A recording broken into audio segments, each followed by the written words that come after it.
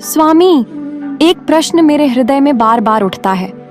संसार में स्त्रियों को ही मासिक धर्म क्यों आता है? पुरुषों को यह पीड़ा सहनी क्यों नहीं पड़ती? इसके पीछे कौन सा रहस्य छिपा है? देवी, यह प्रश्न अत्यंत गूढ़ है। इसका उत्तर केवल शारीरिक ही नहीं, अपितु आध्यात्मिक और दार्शनिक भी है। सुनो, मैं विस्तार से बताता हूँ। जब सृष्टि का आरंभ हुआ, तब आदि शक्ति ने ब्रह्मांड को जन्म देने के लिए अपने स्वरूप को दो भागों में विभाजित किया। एक भाग पुरुष रूप में और दूसरा भाग स्त्री रूप में प्रकट हुआ। पुरुष का कार्य था रक्षण, कर्म और बाह्य जगत की उन्नति करना। स्त्री का कार्य था धारण करना, पोषण करना और नई सृष्टि को जन्म देना। इसी धारण करने और जीवन को उत्पन्न करने की शक्ति को योनि शक्ति कहा गया। स्त्री की देह को इस प्रकार बनाया गया कि उसमें मासिक चक्र हो। यह चक्र केवल पीड़ा नहीं, बल्कि सृष्टि की निरंतरता का चिन्ह है। परंतु प्रभु, स्त्रियों को हर महीने इस कष्ट से क्यों गुजरना पड़ता है? यह तो उनके लिए पीड़ा और असुविधा का कारण बनता है। देवी, यह पीड़ा केवल बाह्य रूप में दिखाई देती है। वास्तव में यह स्त्रियों के भीतर छिपे हुए बल का परिचायक है। जब अंडाणु निषेचित नहीं होता, तो शरीर उस अपूर्ण संभावना को बाहर निकाल देता है। यही मासिक धर्म है। यह प्रकृति का विधान है, ताकि अगली बार नए जीवन का अवसर मिल सके। पुरुष के पास यह धारण करने की क्षमता नहीं है, इसलिए उसके शरीर में यह चक्र नहीं चलता। पुरुष बीज देता है, परंतु भूमि नहीं। स्त्री ही वह भूमि है जिसमें जीवन अंकुरित होता है। इसलिए मासिक धर्म केवल स्त्री को प्राप्त हुआ। एक बार देवता और असुरों ने समुद्र मंथन किया था। उस समय समुद्र से विष भी निकला और अमृत भी।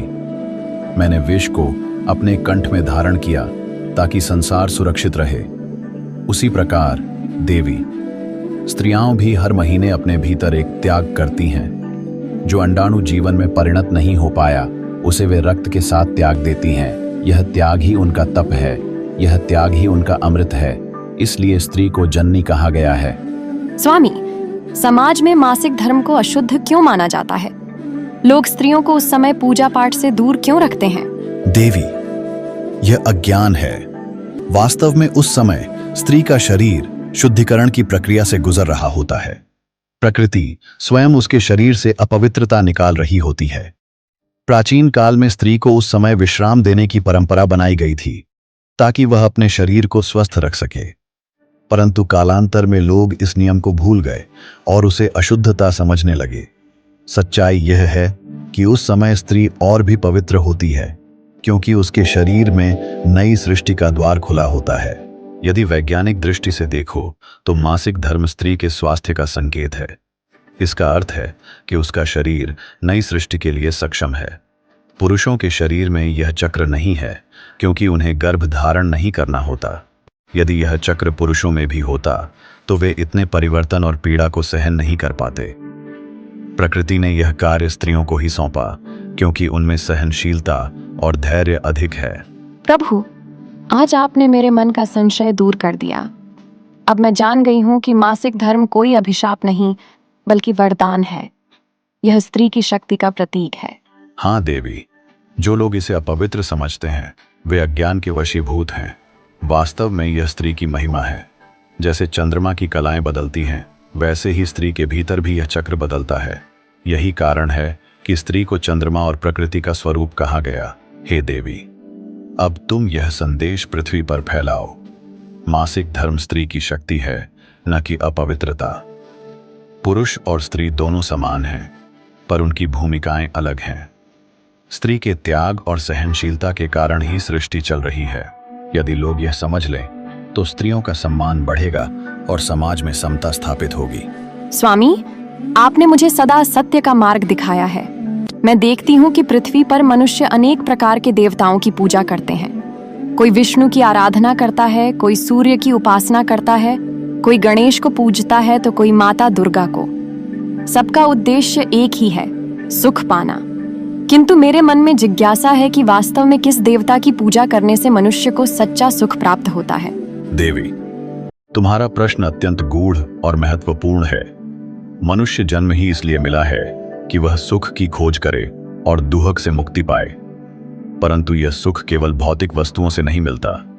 इसके लिए श्रद्धा, विश्वास और सच्ची भक्ति आवश्यक है। मैं तुम्हें क्रम से बताता हूं कि किन किन देवताओं की पूजा से क्या क्या फल प्राप्त होता है और अंततः कहां जाकर मनुष्य को परम शांति मिलती है। सर्वप्रथम तो गणेश की पूजा करनी चाहिए। वे विघ्नहर्ता हैं। उनके पूजन से जीवन में आने वाली बाधाएं स्वतः दूर हो जाती हैं।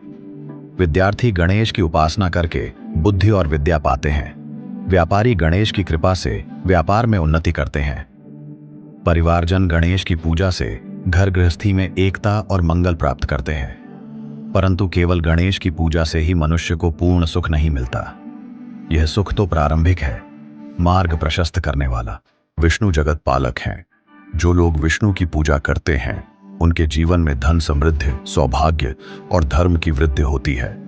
विष्णु उपासक को जीवन में स्थिरता और संतोष प्राप्त होता है। जो उनके नाम का कीर्तन करता है उसे जीवन की कठिनाइयां सहज प्रतीत होती हैं। किंतु विष्णु भक्ति के साथ यदि मनुष्य का आचरण शुद्ध न हो तो सुख स्थायी नहीं रहता। इसलिए केवल विष्णु पूजा पर्याप्त नहीं। लक्ष्मी धन और ऐश्वर्य की अधिष्ठात्री देवी हैं। उनकी आराधना करने से व्यक्ति को धन, वैभव और सुविधा प्राप्त होती है।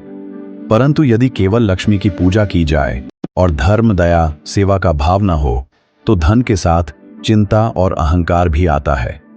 ऐसा सुख क्षणिक होता है। शक्ति के बिना सृष्टि का कोई कार्य नहीं होता। दुर्गा की पूजा से साहस, रक्षा और शक्ति मिलती है। जीवन के संकटों से पार होने का बल मिलता है। परंतु यदि शक्ति का प्रयोग धर्म और करुणा में न हो तो वही शक्ति विनाश का कारण बन सकती है। अतः यह सुख भी अपूर्ण है। लोग मेरी पूजा करते हैं क्योंकि मैं भोला हूं, सहज ही प्रसन्न हो जाता हूं। मेरी भक्ति से व्यक्ति को ज्ञान, वैराग्य और आत्मबल मिलता है। साधक को सांसारिक बंधनों से मुक्ति का मार्ग मिलता है। किंतु देवी, यदि कोई केवल मेरे नाम का जप करे पर भीतर से अहंकार और कपट रखे तो वह सुख को नहीं पा सकता। स्वामी, आपने अनेक देवताओं की महिमा बताई। हर देवता किसी न किसी प्रकार से मनुष्य को सुख प्रदान करते हैं, लेकिन यह सब सुख आंशिक है। कहीं धन, कहीं स्वास्थ्य, कहीं शक्ति। तो फिर वह कौन सा देव है जिसकी पूजा करने से संपूर्ण सुख, परम आनंद और शांति मिलती है? देवी, अब मैं तुम्हें रहस्य बताता हूं। मनुष्य चाहे गणेश की पूजा करे, विष्णु की, लक्ष्मी की, दुर्गा की या मेरी, यदि उसके भीतर सच्ची भक्ति, सेवा, सत्य और करुणा नहीं है तो कोई पूजा पूर्ण फल नहीं देती। सुख किसी एक देवता की पूजा से नहीं बल्कि ईश्वर के सर्वव्यापी रूप की पूजा से मिलता है। जब मनुष्य सभी देवताओं को एक ही परमात्मा का रूप मानकर भजता है तब उसके जीवन में सच्चा सुख आता है।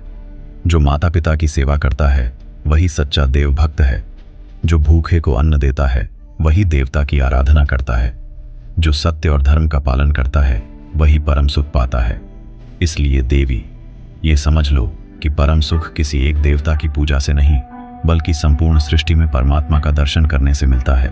स्वामी, अब मैं समझ गई कि मनुष्य को केवल बाहरी पूजा पर नहीं बल्कि भीतरी भक्ति पर ध्यान देना चाहिए। गणेश, विष्णु, लक्ष्मी, सूर्य, दुर्गा या आप सब उसी एक ईश्वर के भिन्न भिन्न रूप हैं। जो व्यक्ति समर्पण भाव से सभी की आराधना करता है और जीवन में सेवा, करुणा और सत्य को अपनाता है वही वास्तव में सुखी होता है। देवी, यही सत्य है। जिसे यह ज्ञान हो जाए उसका जीवन आनंदमय हो जाता है। अतः हे पार्वती, यह संदेश मानव जगत तक पहुंचाओ कि देवता की पूजा करो पर साथ ही अपने कर्तव्य निभाओ। दया और धर्म से जीवन जियो। हर जीव में ईश्वर को देखो। यही वह मार्ग है जिससे मनुष्य को संपूर्ण सुख प्राप्त होगा।